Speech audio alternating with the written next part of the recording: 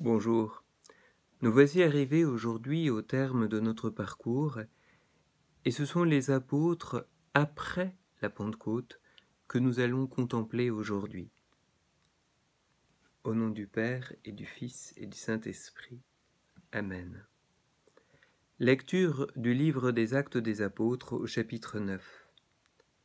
Saul était toujours animé d'une rage meurtrière contre les disciples du Seigneur.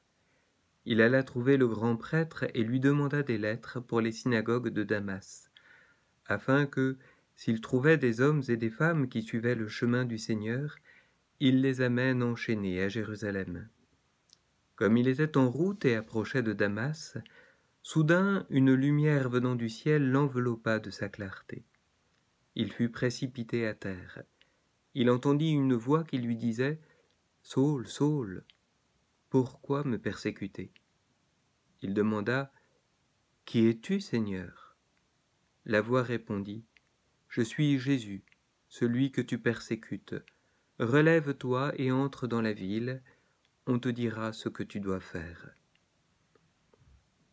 Ce qui frappe à la lecture de notre péricope, c'est le décalage entre d'une part la puissance du Christ qui s'exprime à travers cette lumière venant du ciel et qui semble tout à fait inaccessible aux armes humaines, et de l'autre côté, l'aveu de faiblesse.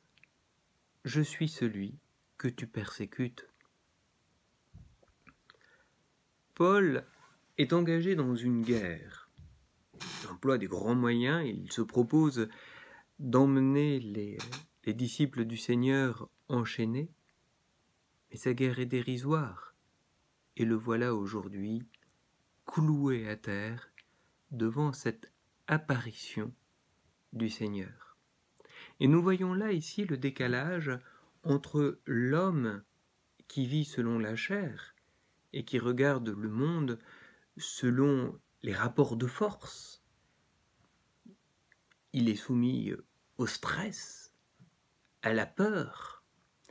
Et de l'autre côté, l'homme qui vit selon l'esprit et qui lui est sous la protection du nom du Seigneur. C'est lui qui est dans cette lumière venant du ciel. Car enfin, quand Jésus dit « Je suis celui que tu persécutes », entendons-nous, ceux qui sont persécutés, ce sont les disciples. C'est-à-dire que ce sont ces disciples qui aujourd'hui sont inaccessibles à la puissance des chaînes et des armes. En quoi sont-ils inaccessibles ? Qui nous séparera de l'amour du Seigneur ? Or l'enjeu de la guerre est bien là. Rester attaché à l'amour du Seigneur ou bien s'en laisser détacher.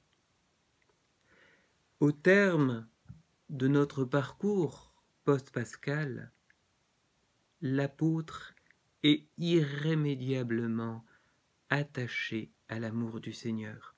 Celui qui avait fui au moment de la croix peut désormais aller au-devant de ses bourreaux dans l'allégresse pour témoigner.